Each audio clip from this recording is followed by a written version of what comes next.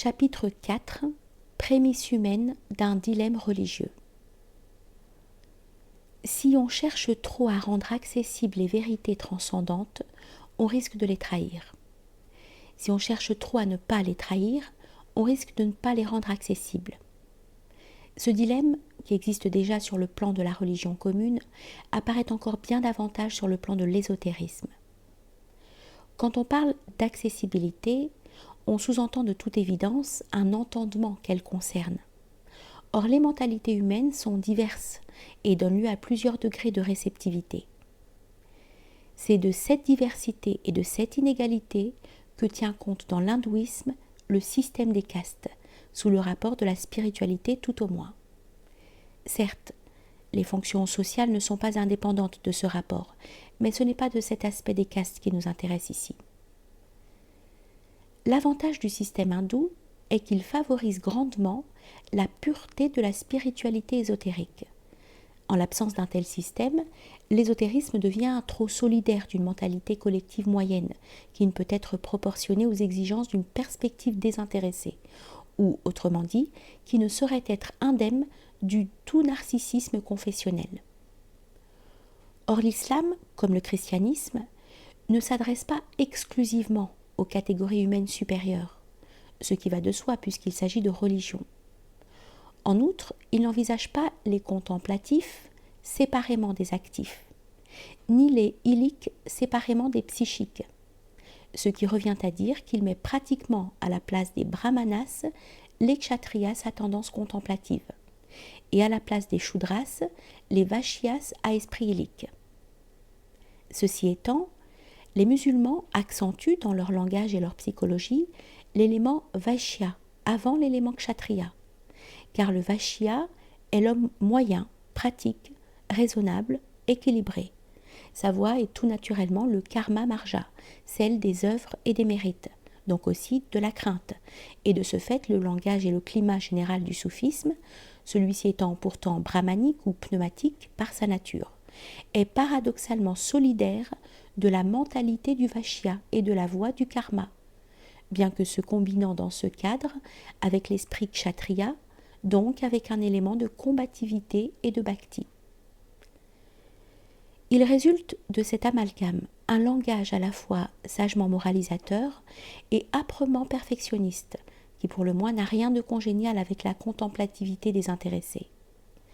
Mais il faut dire aussi que c'est justement la combinaison entre le réalisme prudent du marchand et l'idéalisme généreux et intrépide du guerrier qui, dans la perspective islamique, fait figure de perfection synthétique et partant terminale, ce qui, quelles que soient les raisons de la providence, est sans rapport avec l'ésotérisme et les exigences de principe de la gnose.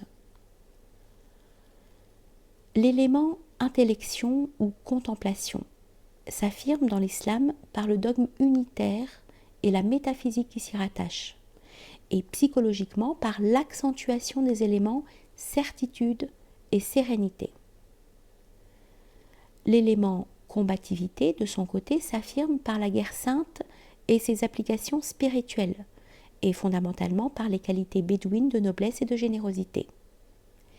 Cette verticalité chevaleresque fournit le plus souvent le cadre à l'héroïcité contemplative, comme le montre l'intériorisation de la guerre sainte. Quant à l'élément horizontal, dont le marchand est peut-être le représentant le plus aisément saisissable, il détermine, nous y avons fait allusion, le style général ou moyen de la théologie et de la piété.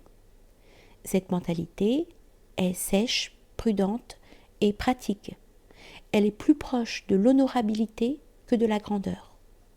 Elle a en tout cas l'avantage de la stabilité, comme la mentalité sacerdotale du reste, mais avec la pesanteur propre à l'horizontalité. L'élément ilique ou somatique, enfin, se manifeste en islam sous la forme d'un obédientalisme opaque et plat, qui incidemment, puisqu'il existe, pénètre jusque dans la théologie. Par exemple, quand on nous assure que le bien est le bien et le mal, parce que Dieu en a décidé ainsi et pour aucune autre raison. Ou que Dieu récompense les bons et punit les mauvais sans que nous puissions savoir pourquoi, car il serait libre de faire le contraire. et que nous devons croire les choses pour nous évidentes, non parce que leur évidence s'impose à notre esprit, car l'évidence limiterait la liberté ou la souveraineté de Dieu, mais pour l'unique raison que Dieu nous en a informés sans que nous ayons droit au moindre besoin de causalité. Bref, quand on fait tout dépendre d'un arbitraire divin par principe inintelligible, auquel notre volonté, notre intelligence même n'ont qu'à se plier, comme si dans ces conditions il valait encore la peine d'être homme. L'accent mis par l'islam sur la mentalité horizontale, la mentalité prudente et réaliste des négociants et des caravaniers si l'on veut, avec des concomitances guerrières bien entendu. Cette accentuation s'explique par le souci de s'adresser à l'homme moyen et de vouloir sauver le plus grand nombre possible. Elle est par conséquent, en dernière analyse, une manifestation de miséricorde. À travers l'homme moyen, forcément horizontal, à certains égards, l'upaya islamique entend atteindre tout homme comme tel. Car ceci est inéluctable. Les foules que la religion a pour mission de capter entendent se reconnaître dans la religion, ce qui oblige celle-ci à les préfigurer d'une certaine manière, sous peine d'être infidèle à son mandat. Dieu lui-même condescend dans sa miséricorde à assumer des traits de ceux qu'il veut sauver, afin qu'ils se reconnaissent en lui, sans quoi il n'y a pas de dialogue possible. Il vaut peut-être la peine de préciser ici davantage les caractères du Vaishya, puisqu'il s'insinue dans le karma marja moraliste et sentimental de l'islam moyen, et par conséquent se trouve abusivement amalgamé avec l'ésotérisme des soufis. À moins de renoncer à définir le soufisme global comme un ésotérisme et de situer ce dernier dans un secteur très intérieur et très implicite. Donc les caractères du Vaishya sont grosso modo les suivants. Amour du travail bien fait, quant au résultat et quant au procédé, et du salaire honnêtement gagné, accent émotionnel mis sur la crainte de Dieu et sur l'œuvre méritoire, consciencieusement et pieusement accompli, d'où aussi en matière de piété un zèle de premier en classe, avec une tendance éventuelle à la platitude et à la pédanterie, intelligence solide en son genre mais modeste, pratique et circonspecte surtout. Sur le plan spéculatif, qui n'est guère le sien, le Vaishya manque de réalisme, comme s'il voulait compenser son horizontalité par une évasion dans les nuages. Aussi met-il volontiers le sublime à la place du vrai ou du réel, si déjà il s'aventure dans le monde de la spéculation religieuse, ce dont nul ne peut l'empêcher. Il est dans la logique des choses qu'une religion ou une méthode spirituelle, dans la mesure où elle accentue la portée des observances extérieures, assume dans sa substance humaine une psychologie conforme à celle que nous venons de décrire. Car si le Vaishya tend à être étroitement moraliste par manque de sens des proportions, tout moraliste pédant se situe ipso facto au même niveau, quelles que soient par ailleurs ses possibilités latentes.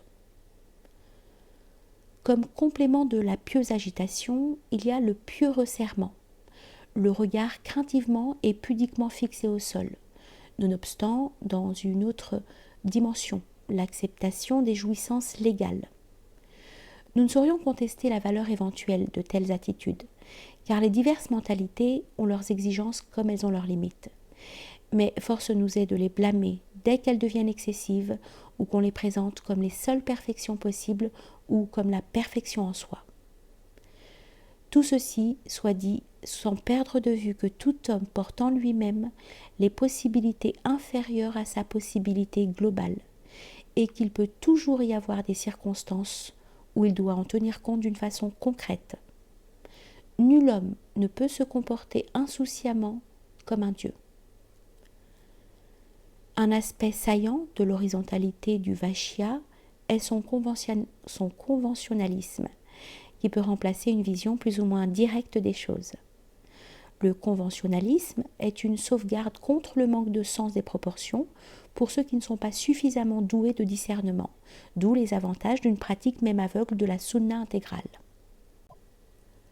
Le poids des conventions est utile aussi, au besoin, à ces hommes de haute caste qui, tout en étant contemplatifs, peuvent manquer de discrimination. En effet, la Convention fournira un cadre sûr à leurs élans mystiques éventuellement trop teintés d'individualisme, évitant ainsi des conséquences extravagantes sur le plan social. Elle sert alors comme encre, comme critère normatif dans le va-et-vient des inspirations difficilement contrôlables. Sans doute, il n'y a pas que l'intérieur qui compte, il y a aussi l'extérieur.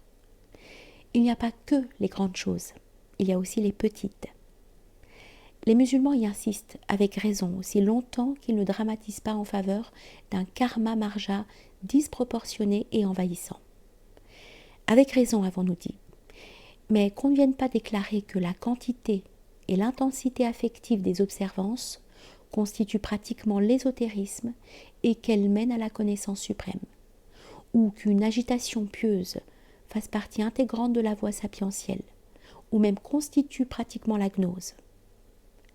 Abstraction faite de ces excès, le moralisme extériorisant se fonde sans doute sur l'idée que depuis la perte du paradis, tout le monde porte en soi des éléments inférieurs. En fait, tous les croyants participent eux-mêmes aux mêmes observances, bien qu'elles comportent assurément certaines marges, mais ceci ne saurait signifier qu'à cause de cette perte, tout le monde soit Vashya ou Shudra. Il incombe à la sagesse traditionnelle, qu'elle soit exotérique ou ésotérique, de ne pas négliger les justes lignes de démarcation. L'énigme de l'âme arabo-musulmane étant un certain mélange, en même temps qu'un certain conflit entre la mentalité du chevalier et celle du marchand, l'héroïsme qui fonce et au besoin simplifie, et la prudence qui évalue et volontiers suraccentue les détails, il n'est pas surprenant que certaines lignes de démarcation soient particulièrement flottantes et que le domaine ésotérique en soit affecté.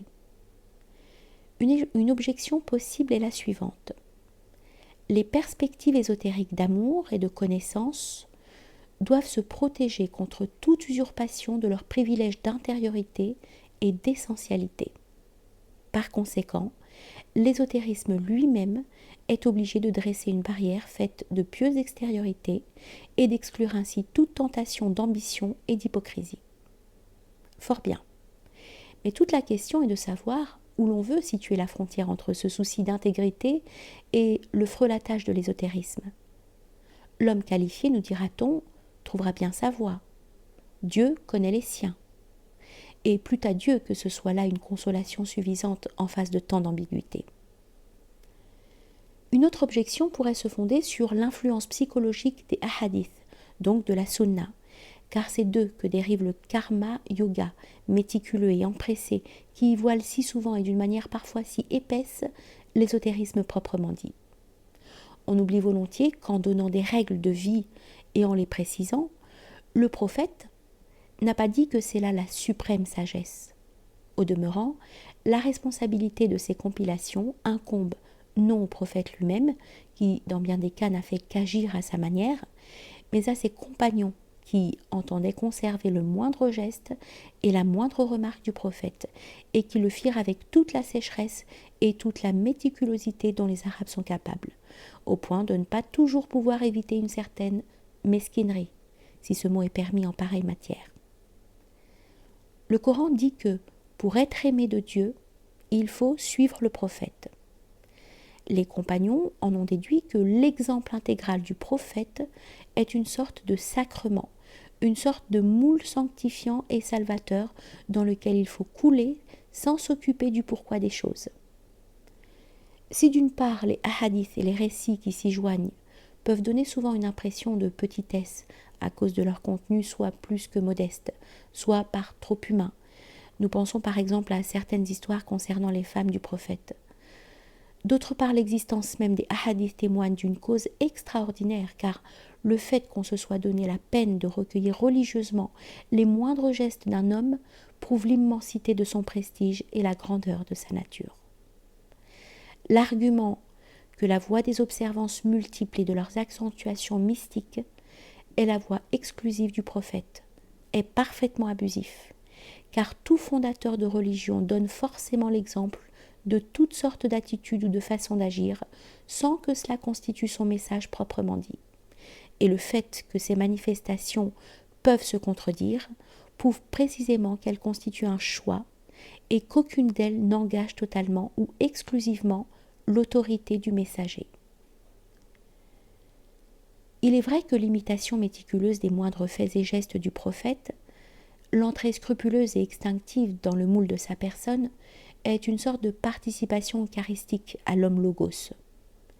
N'empêche que cette participation se limite au plan de l'individualité et prend de l'importance dans la mesure où la voix est celle de l'individu, ce qui est sans rapport direct avec la réalisation métaphysique. Celle-ci n'exclut pas cette imitation, certes, mais d'une part, elle la simplifie, et d'autre part, elle l'intériorise. L'accentuation spirituelle étant alors au-delà de l'humain pur et simple. En tout état de cause, si une activité extérieure, même multiple, est en soi conciliable avec une contemplation méthodique de l'essence, du royaume de Dieu qui est au-dedans de vous, il n'en va pas de même d'une accentuation individualiste et extériorisante d'observances nombreuses, car c'est là une recherche quantitative de mérite personnel. L'accentuation de l'individuel et de l'extérieur exclut par la force des choses celle de l'universel et de l'intérieur. Il faut blâmer non la pieuse petitesse et sa fragmentarité, mais son éventuelle revendication de la totalité et de la grandeur. Mais revenons à une considération plus générale. La sunna entend viser la sécurité, l'équilibre, la sincérité de l'homme qui se sait petit, alors que la perspective chrétienne a tout d'abord en vue les valeurs intérieures et les risques de l'idéal et de l'héroïsme. Il va de soi que chacune des deux façons de voir englobe a posteriori et à un certain degré la perspective de l'autre. Les chrétiens ont leurs règles monastiques et leur civilité, comme les musulmans de leur côté ont leur idéalisme antisocial et au besoin anti-ritualiste. Cette seconde épithète concernant du moins les pratiques surérogatoires. Et le souvenir de Dieu est plus grand, dit le Coran, plus grand que la prière canonique, et par conséquent, en principe, plus grand que toutes les observances. Nous aimerions donner quelques précisions supplémentaires sur la hiérarchie des mentalités humaines fondamentales, toujours en utilisant, pour plus de commodité, la terminologie hindoue en dépit du contexte islamique, et cela sans scrupule puisque la nature des choses n'a pas de couleur confessionnelle. Ce que les deux castes supérieures ont en commun, et nous parlons de castes typologiques, non des castes sociales et encore moins de classes, c'est l'acuité de l'intelligence, la capacité de se mettre spontanément au-dessus de soi-même, donc la prédominance du qualitatif sur le quantitatif, et en spiritualité, l'accentuation de l'intériorité et de la verticalité, qu'il s'agisse de sagesse ou d'héroïsme. Ce qui au contraire caractérise défavorablement la troisième caste, donc abstraction faite de ses qualités, c'est une mentalité plus ou moins mercantile, ou disons une certaine petitesse intellectuelle et morale, due à l'extériorité et à l'horizontalité. Mais vis-à-vis de la quatrième caste, la troisième a en commun avec les deux premières un moteur intérieur pour le bien, alors que la quatrième ne peut se maintenir dans le bien que sous une pression venant de l'extérieur et d'en haut, car ce type humain ne se domine pas par lui-même et n'aime pas à se dominer. Enfin, ce que la seconde et la troisième caste, et à plus forte raison la quatrième, ont en commun, c'est une certaine mondanité, mais sous des rapports extrêmement différents. Comparés aux hors-castes, qui à cause de leur psychisme hétérogène et leur manque de centre, sont les déséquilibrés. Les 4 types normaux et normatifs sont les équilibrés. Parmi eux, les 3 premiers types sont les disciplinés, et parmi ceux-ci, les 2 types supérieurs sont les nobles. Nous entendons ici la noblesse, non au sens sociologique du terme, mais en ce sens que l'esprit est libre, donc souverain, parce que naturellement conforme à la loi universelle, et cela selon le mode soit héroïque, soit sacral. L'homme est noble dans la mesure où il porte la loi en lui-même. Dans d'autres cas, il s'anoblit dans la mesure où son obéissance est parfaite et où de quantitative, elle devient qualitative.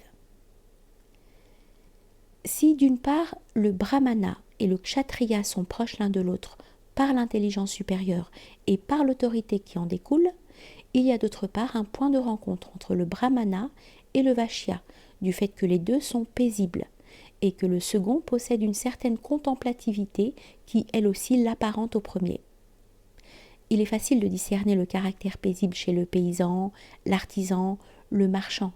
Aucun d'eux n'a intérêt à la bagarre, et chacune des trois fonctions comporte un aspect qui relie ou unit les groupes humains plutôt qu'elle ne les oppose. Quant à la contemplativité, elle résulte chez le paysan de sa vie dans la nature, et chez l'artisan de sa préoccupation avec le symbolisme et le sacré. Chez le marchand, de son contact permanent avec des objets utiles et beaux dont il doit connaître la valeur. Et sous ce rapport, il est désintéressé, ce qu'il manifeste par sa perspicacité et son honnêteté. Tout compte fait, le vaishya, paisible et contemplatif, est moralement et spirituellement supérieur au kshatriya, uniquement ambitieux et querelleur. N'empêche que le kshatriya en soi lui est supérieur par la vivacité de l'intelligence, la force de décision, la vocation héroïque. L'écueil de l'esprit kshatriya, c'est une intelligence avec peu de contemplativité. Celui du vaishya, une contemplativité avec peu d'intelligence. Mais c'est le contenu objectif qui importe, non l'allure subjective.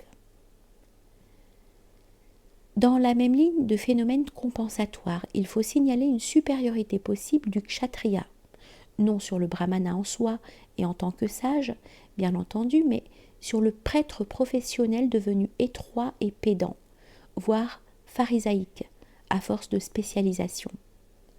Le brahmana au sens absolu par contre possède éminemment toutes les capacités du kshatriya, ce qui n'est pas le cas du brahmana fonctionnel et social.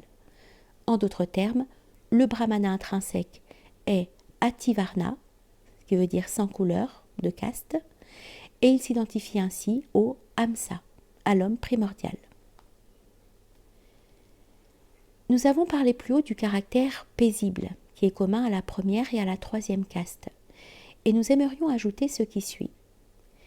Si l'islam est une doctrine de brahmana véhiculée par une piété de vaishya, l'élément kshatriya n'étant pas globalement prédominant, c'est précisément en raison de son enracinement dans le mystère de la paix, salam, lequel englobe a priori le sage, mais paradoxalement aussi le petit et le faible. L'islam lui-même est une invitation à l'apaisement, en ce sens que la racine du mot islam est la même que celle du mot salam, qui signifie se résigner ou se rendre, aslama. C'est se réintégrer dans la paix, laquelle est un aspect de Dieu. As-Salam est un des 99 noms divins.